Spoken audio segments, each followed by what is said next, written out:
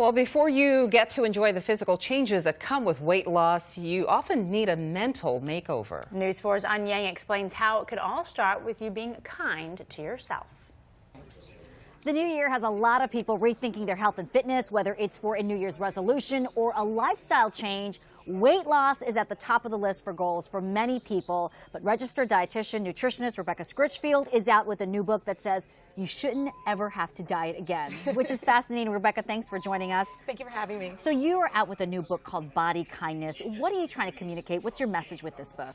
I think that we all need to look at the bigger picture of what health and well-being really means, and that when we only focus on weight loss and dieting, we don't establish long-term habits. So I want to help people really create a better life through habits that they enjoy and that fit them. It's not easy to change your habits, but if you practice being good to yourself, you're going to get there a lot quicker, easier, and you're going to be much more satisfied. A lot of people are going to be skeptical, though. How do you lose weight without dieting? How do you do this? It's like magic. Well, I think it's actually science. So you work with your body, without the expectation of, I know I'm going to get into that high school prom dress, a little bit more realistic. So you take small steps, balancing out your plate a little bit better, sleeping better because you're going to boost your hormones, exercising because you're going to boost your metabolism. So there are things that we know, but it's like instead of all or nothing, like I'm never eating chocolate cake again. With Body Kindness, you learn about making choices about when is it a good time to have cake, when is it not a good time,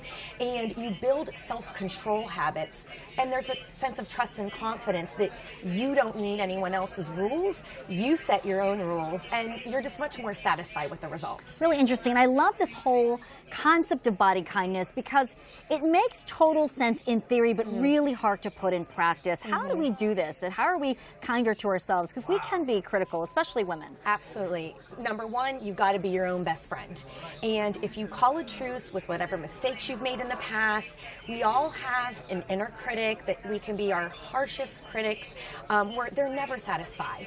So commit to being your best friend. When you hear that negative voice, just notice it and say, what's one choice I can make that I know is good for me, that I know is good for my body? And suddenly you're spiraling up your energy and your mood, and you're on your way. What are some of the best choices you've made, the best tips you can give for what has made the most significant difference in your own life? Well, I'm a mom of 2 young girls, so sleep has been a challenge. Yeah, I don't ever sleep. I don't know how you do it. But when I get enough, my cravings are better managed. I feel the energy to go exercise. But if there's one tip that will work for anybody, it's when you build your self-awareness to say, I don't feel good right now.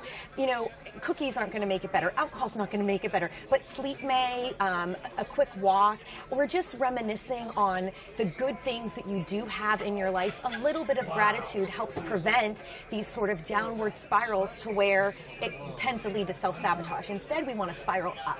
I love gratitude. I feel like that's always beneficial. And real quickly, how do you move forward if you hit a roadblock? I think that we have to realize we're all human. And as such, we make mistakes, and life is not perfect. It's a colorful mosaic of art. And so if we could see this as a journey and a work in progress, we're allowed to make mistakes and pick ourselves back up and move forward. But stay fully committed to yourself and your own well-being no matter what. All right, Rebecca Scritchfield, author of Body Kindness. Thanks so much for joining us. Thank you for having me.